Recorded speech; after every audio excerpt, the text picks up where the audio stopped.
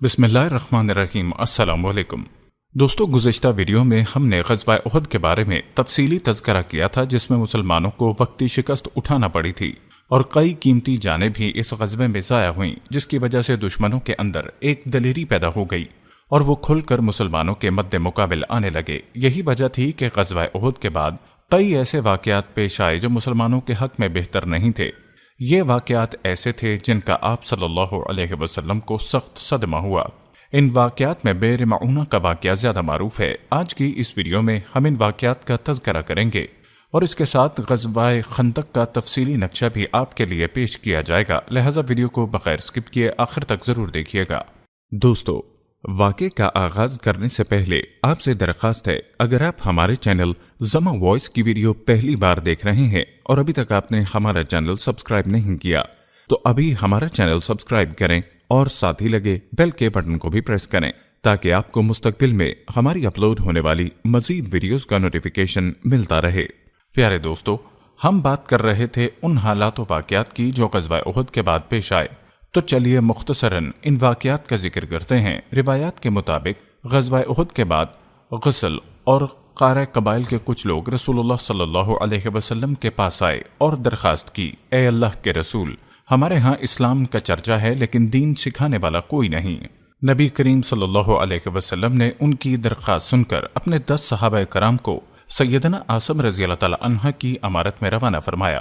جب یہ لوگ رجیح کے مقام پر پہنچے تو ان لوگوں نے غداری کی اور قبیلہ خزیل کی ایک شاخ بنو لخیان کو ان پر چڑھا لائے۔ ان کے تقریباً 100 تیر اندازوں نے انہیں ایک ٹیلے پر گھیر لیا، پھر انہیں یہ عہد و پیمان دیا کہ اگر وہ لڑے بغیر نیچے اتر آئیں تو وہ انہیں قتل نہیں کریں گے۔ ان کی بات سن کر سیدنا عثمان رضی اللہ تعالی عنہ نے اترنے سے انکار کر دیا اور اپنے ساتھیوں کے ساتھ مل کر جنگ شروع کر دی۔ اس طرح اس جنگ میں 7 صحابہ شہید ہو گئے، 3 باقی رہ گئے۔ کفار نے پھر وہی عہد دیا، چنانچہ وہ تینوں ٹیلے سے اتر آئے، مگر کفار نے بد عہدی کی اور انہیں باندھ لیا۔ اس پر ان میں سے ایک نے کہا، یہ تم لوگوں کی پہلی بد عہدی ہے، میں تم لوگوں کے ساتھ نہیں جاؤں گا۔ کفار نے انہیں قتل کر دیا اور باقی 2 کو مکہ لے گئے۔ مکہ لے جا کر ان دونوں کو بیچ دیا۔ یہ دونوں حبیب بن عدی اور زید بن تسنہ تھے۔ سیدنا حبیب نے بدر میں حارث بن عامر بن نوفل کو قتل کیا تھا، لہٰذا انہیں کچھ عرصہ قید میں رکھ کر تنعیم لے جایا گیا اور قتل کر دیا گیا۔ انہوں نے قتل سے پہلے 2 رکعت نماز ادا کی اور ان پر بد دعا کی، پھر چند اشعار پڑھے۔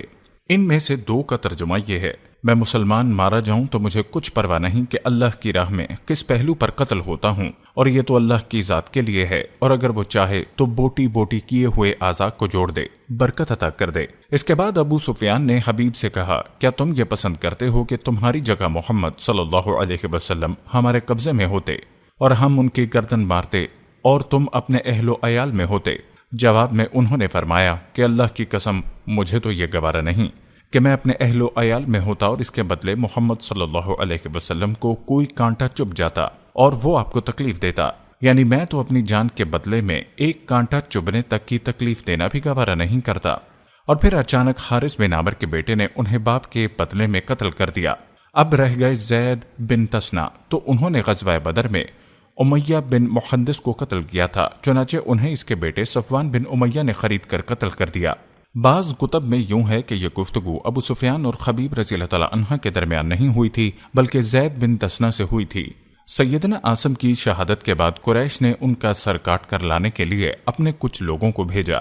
جب یہ لوگ ان کی لاش کے پاس پہنچے تو اللہ نے ان کی حفاظت کے لیے بھیڑوں کا ایک جھنڈ بھیجا۔ ان بھیڑوں نے کفار کو ان کے نزدیک بھی نہیں پھٹکنے دیا۔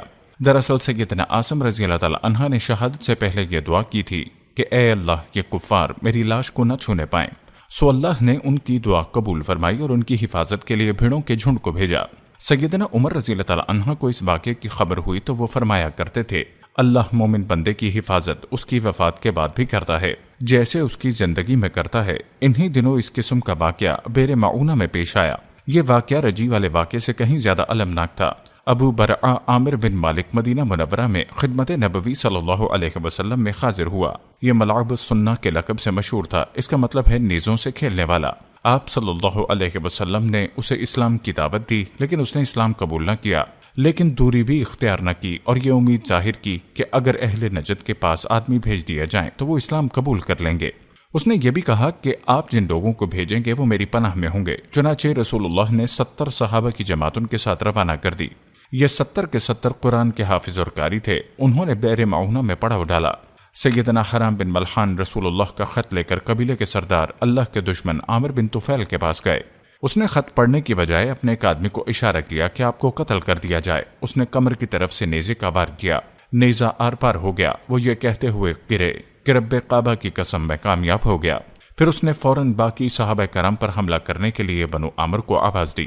وہ اس لیے نہ آئے کہ ابو برا عامر بن مالک نے مسلمانوں کو پناہ دی تھی، انہوں نے اس کی آواز پر کان نہ دھرے۔ چنانچہ اس نے بنو سلیم کو آواز دی۔ بنو سلیم اور اس کی چند شاخوں رعل، زخوان اور اسیہ نے آ کر صحابہ کرام کا محاصرہ کر لیا اور سب کو شہید کر ڈالا۔ صرف قعب بن زید اور عمرو بن امیہ زمری بچ گئے۔ قعب بن زید تو زخمی تھے، ان لوگوں نے انہیں مردہ خیال کیا، چنانچہ انہیں بعد میں شیخدہ کے درمیان میں سے اٹھا لیا گیا۔ وہ زندہ رہے اور غزوہ خندق میں شہید ہوئے۔ عمرو بن امیہ زمری مسلم بن عقبہ کے ساتھ اونٹ چرانے کے لیے گئے ہوئے تھے۔ انہوں نے پڑاؤ کی جگہ پر پرندوں کو منڈلاتے دیکھا تو بھانپ گئے کہ کوئی سانحہ ہو گیا ہے۔ فوراً وہاں پہنچے۔ حالات دیکھ کر مسلم بن عقبہ نے ان دشمنوں سے لڑ کر شہید ہونے کا فیصلہ کیا، چنانچہ وہ ان سے لڑے اور لڑتے لڑتے شہید ہو گئے۔ عمرو بن امیہ کو قید کر لیا گیا۔ جب عامر بن طفیل کو بتایا کہ ان کا قبیلہ مضر سے ہے تو عامر نے ان کی پیشانی کے بال کٹوا کر اپنی ماں کی طرف سے آزاد کر دیا۔ اس کی ماں نے ایک گردن آزاد کرنے کی منت مانی تھی۔ عمرو بن امیہ مدینہ منورہ کی طرف روانہ ہوئے۔ راستے میں قرقرہ نامی ایک مقام پر پہنچے تو بنو قلاب کے 2 آدمی ملے۔ عمرو بن امیہ نے انہیں دشمن کے آدمی خیال کیا اور قتل کر دیا، حالانکہ ان کے پاس رسول اللہ کی طرف سے عہد موجود تھا۔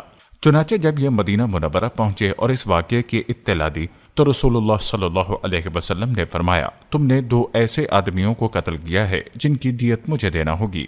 اللہ کے رسول کو واقعہ رجی اور بئر معونہ سے بہت رنج پہنچا۔ یہ دونوں حادثے ایک ہی مہینہ یعنی صفر 4 ہجری میں پیش آئے، اور کہا جاتا ہے کہ دونوں حادثوں کی خبر آپ صلی اللہ علیہ وسلم کو ایک ہی رات پہنچی تھی۔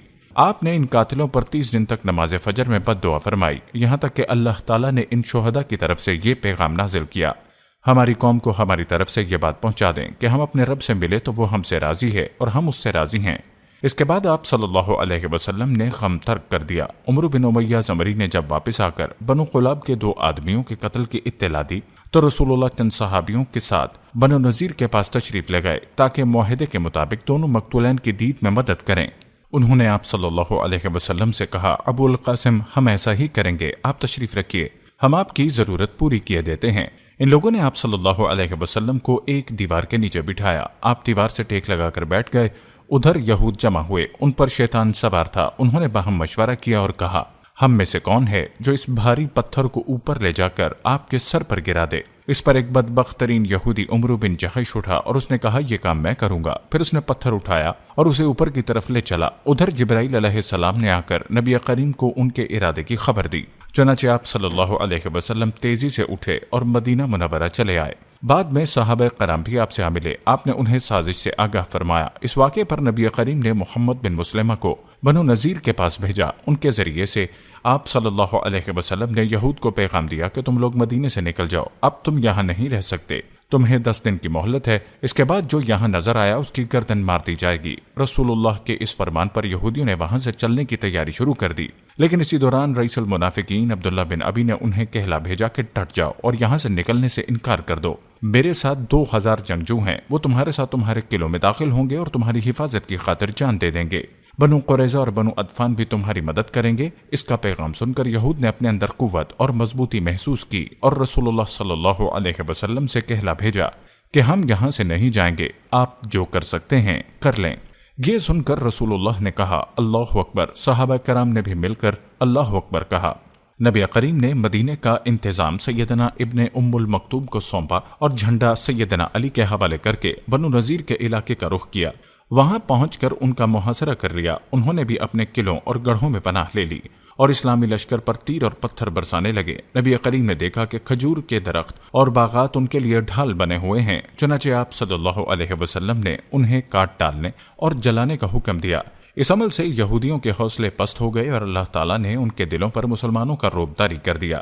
चुनाचे 6 रोज बाद या एक दूसरी रिवायत के मुताबिक 15 रोज बाद उन्होंने इस शर्त पर हथियार डाल दिए कि वो मदीना मुनव्वरा से जिलावतन हो जाएंगे। इस मौके पर बनु कुरैजा भी उनसे अलग थलग रहे। मुनाफिकीन के सरदार और उनके हरीफों ने भी वादा खिलाफी की और इनकी मदद को न आए। रसूलुल्लाह ने उन्हें इजाजत दी कि वो हथियारों के सिवा जो साजो सामान चाहें ले जा सकते हैं। चुनाचे उनसे जो कुछ हो सका ले गए, यहाँ तक कि दरवाजा, खिड़कियां, खोंटियां और छतों की कड़ियां तक ले गए। अल्लाह ताला सूरह हशर की आयत नंबर 2 में इस बारे में फरमाते हैं, वो अपने हाथों और अहले ईमान के हाथों अपने घर बर्बाद कर रहे थे, बस अहले बसीरत इबरत पकड़ो। दोस्तों, याद रहे कि इस जलावतनी के बाद उनकी अक्सरियत और बड़े लोगों ने खैबर में क़याम किया। उनका एक छोटा सा गिरोह मुल्क शाम में जा बसा। रसूलुल्लाह सल्लल्लाहु अलैहि वसल्लम ने उनकी जमीन मुहाजिरीन अव्वलीन में तकसीम करवा दी। सिर्फ 2 अंसारी सहाबा अबू दुजाना और सहल बिन हनीफ को उनकी तंगदस्ती के सबब इसमें से अता फरमाया। इसके बाद आप इसी में से अपनी अज़वाज मुतहरात के साथ साल भर का खर्च निकालते रहे। इसके बाद जो कुछ बचता उसे जहाद की तैयारी और हथियारों और घोड़ों की खरीदारी में सर्व फरमा देते थे। दोस्तों, कहा जाता है कि आप सल्लल्लाहु अलैहि वसल्लम ने उनके पास से 300 तलवारें भी पाईं। अबू सुफियान ने अहद में ऐलान किया था कि अगले साल जंग होगी। चुनाचे शोबान 4 हिजरी की आमद पर रसूलुल्लाह ने उसके ऐलान के मुताबिक बदर का रुख किया और वहां ठहर कर अबू सुफियान का इंतजार करते रहे। आपके साथ 1500 का लश्कर और 10 घोड़े थे। झंडा सैयदना अली के हाथ में था। आपने मदीना का इंतजाम इमाम अब्दुल्ला बिन रवाहा के हाथों में सौंपा। दूसरी तरफ अबू सुफियान भी 2000 का लश्कर लेकर रवाना हुआ, जिसमें 50 सवार थे। मजना नाम के चश्मे पर पड़ाव डाला, लेकिन शुरू ही से उन पर रोबदारी था। वापसी के बहाने सोचने लगा। बिलाखिर यहाँ पहुंचकर उसने अपने साथियों से कहा, जंग उस वक्त मुनासिब होती है जब शादाबी हो और हरियाली हो, ताकि जानवर चर सकें और तुम भी दूध पी सको। इस वक्त खुश्क साली है, लिहाजा मैं तो वापस जा रहा हूँ, तुम भी वापस चले चलो। इस पर पूरा लश्कर बगैर किसी मुखालिफत के वापस चला गया। मुसलमानों को जब इनके वापस होने की खबर मिली तो उन्होंने अपना सामान तिजारत फरोख्त किया, खूब नफा कमाया और इस शान से वापस लौटे कि हर दुश्मन पर उनकी धाक बैठ चुकी थी और हर तरफ अमन व अमान कायम हो चुका था। चुनाचे 1 साल से ज्यादा अरसा गुजर गया और दुश्मनों को कुछ करने की जुर्रत न हुई। इसी वजह से रसूलुल्लाह को आखिरी हदूद तक अमन फैलाने का मौका मिला। चुनाचे रबीउल अव्वल 5 हिजरी को डाकुओं की सरकोबी के लिए दोमतुल जंदल तशरीफ ले गए और यूं हर तरफ अमन व अमान कायम हो गया। बनु नज़ीर मदीना मुनव्वरा से निकलने को तो निकल गए, मगर खैबर पहुंचकर उन्होंने अपनी साजिशों का जाल सारे अरब में फैला दिया। उसके रईसों ने मक्के जाकर कुरैश को आमादा किया। कबीला अतफान को खैबर की आधी पैदावार का लालच देकर अपने साथ मिला लिया। बनी असद उनके हरीफ थे, वो भी उठ खड़े हुए। सब मिल मिलाकर 10,000 का लश्कर मदीना मुनव्वरा की तरफ रवाना हुआ। जब नबी करीम सल्लल्लाहु अलैहि वसल्लम को उनकी चढ़ाई की खबर मिली तो आपने सहाबाए कराम से मशवरा किया। सैयदना सुलेमान फारसी ने मशवरा दिया कि शहर के 3 अतराफ में दुश्वार गुजार पहाड़, मकानात और खजूरों के घने बागात हैं जो पनाह का काम देते हैं। सैयदना सुलेमान फारसी ने मशवरा दिया कि शहर के 3 अतराफ में दुश्वार गुजार पहाड़, मकानात और खजूरों के घने बागात हैं जो पनाह का काम देते हैं। सिर्फ शुमाली सिमत खुली है, अगर वहां खंदक खोदी जाए तो शहर पर हमला रोका जा सकता है। आप सल्लल्लाहु अलैहि वसल्लम ने ये राय पसंद की, लिहाजा आपने उसी तरफ हिरा शर्किया और गरबिया के दरमियान का सबसे तंग मुकाम मुंतखब किया, जो कमोबेश 1 मील है। वहां खंदक खोद कर दोनों दर्रों को मिला दिया। आप सल्लल्लाहु अलैहि वसल्लम ने हर 10 आदमियों को 40 हाथ खंदक खोदने का हुक्म दिया और खुद भी खंदक खोदने और मट्टी ढोने में शरीक हो गए। लोगों ने खंदक खोदने में बड़ी मुशक्कतें बर्दाश्त की, बिलखसूस सर्दी और भूख की शिद्दत। लोगों ने रसूलुल्लाह सल्लल्लाहु अलैहि वसल्लम से भूख की शिकायत की और अपने पेटों पर एक एक पत्थर बांधे दिखाया, तो आप सल्लल्लाहु अलैहि वसल्लम ने उन्हें अपने पेट पर 2 पत्थर दिखला दिए। खंदक की खुदाई के दौरान बाज निशानियां भी देखने में आई। सैयदना जाबर ने रसूलुल्लाह की भूख की सख्ती देखी तो सब्र न कर सके, अपनी बकरी का एक बच्चा ज़िबाह किया और उनकी बीवी ने जो पैसे और फिर खुफिया तरीके से रसूलुल्लाह को चंद सहाबा समेत दावत दी, मगर रसूलुल्लाह सारे अहले खंदक के साथ, जिनकी तादाद 1000 थी, चल पड़े और सब ने शिकमसेर होकर खाना खाया। फिर भी हांडी भरी हुई थी और उबलती रही और आटे से रोटी पकती रही। इसी तरह सैयदना बरा के साथियों का एक सख्त चट्टान से सामना हुआ। नबी करीम ने उतरकर बिस्मिल्लाह कहा और कुदाल से एक ज़रब लगाई तो एक टुकड़ा कट गया और उससे एक रोशनी निकली। आप सल्लल्लाहु अलैहि वसल्लम ने फरमाया, अल्लाह अकबर, मुझे शाम की कुंजियां दी गईं और उस वक्त मैं उसके सुर्ख महल देख रहा हूँ। इसके बाद आपने दूसरी ज़रब लगाई और फतह फारस की खुशखबरी सुनाई, फिर तीसरी ज़रब लगाई और फतह यमन की खुशखबरी सुनाई और पूरी चट्टान कट गई। ادھر قریش اور ان کے پیروکار 4000 کا لشکر لے کر آئے اور ان کے ساتھ 300 گھوڑے اور 1000 اونٹ تھے۔ ان کا سالار ابو سفیان تھا اور جھنڈا عثمان بن طلحہ نے اٹھا رکھا تھا۔ جب یہ لشکر مدینہ کے قریب پہنچا تو خندق دیکھ کر تنگ رہ گیا، چنانچہ انہیں مدینہ منورہ کے باہر پڑاؤ کرنا پڑا۔ ادھر 3000 مسلمان پوری طرح ہوشیار تھے اور خندق کی نگرانی کر رہے تھے۔ دونوں اطراف سے تیر اندازی شروع ہوئی جو کئی دن تک جاری رہی۔ ایک روز مشرکین کے شاہ سواروں کی ایک جماعت نے ایک تنگ مقام سے خندق عبور کر لی۔ ان لوگوں میں عمرو بن عبد اکرمہ بن ابو جہل اور زرار بن خطاب وغیرہ شامل تھے۔ ان کے گھوڑے اندر داخل ہو کر چکر کاٹنے لگے۔ ایسے میں سیدنا علی چند مسلمانوں کے ساتھ نکلے۔ جس مقام پر انہوں نے خندق عبور کی تھی اس پر قبضہ کر لیا۔ اس طرح انہوں نے ان لوگوں کی واپسی کا راستہ بند کر دیا۔ اس پر عمرو بن عبدود نے انہیں مقابلے کے لیے للکارا۔ وہ بہت بہادر اور ظالم تھا۔ سیدنا علی نے کوئی بات کہہ کر اسے بھڑکا دیا۔ وہ گھوڑے سے اتر آیا۔ اب دونوں نے بڑھ چڑھ کر ایک دوسرے پر وار کیے۔ آخر کار سیدنا علی نے اسے ایک کاری ضرب لگائی اور وہ وہیں ڈھیر ہو گیا۔ باقی مشرک بچ نکلے۔ بھاگتے وقت ان کی بدحواسی کا عالم یہ تھا کہ اکرمہ اپنا نیزہ چھوڑ کر بھاگ گیا۔ نوفل بن عبداللہ خندق میں جا گرا جسے مسلمانوں نے قتل کر دیا۔ اب مشرکین نے تیر اندازی شروع کر دی۔ تیروں کے ساتھ وہ پتھر بھی برسا رہے تھے۔ مسلمان عورتیں ایک قلعے میں محفوظ تھیں۔ وہ قلعہ بنو قریظہ کے پاس تھا۔ بنو قریظہ نے جب یہ دیکھا کہ مسلمان حملے کی زد میں ہیں، ادھر میدان خالی ہے، تو قلعے پر قبضے کی نیت سے آگے بڑھے۔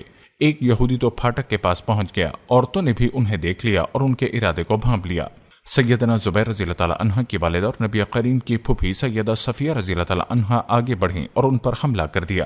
آن ہی آن میں وہ ڈھیر ہو گیا اور انہوں نے اس کا سر کاٹ کر میدان میں پھینک دیا۔ اپنے ساتھی کا سر دیکھ کر بنو قریظہ کے لوگ یہ سمجھے کہ قلعے میں مسلمانوں کی فوج موجود ہے، اس لیے آگے بڑھنے سے رک گئے اور واپس لوٹ گئے۔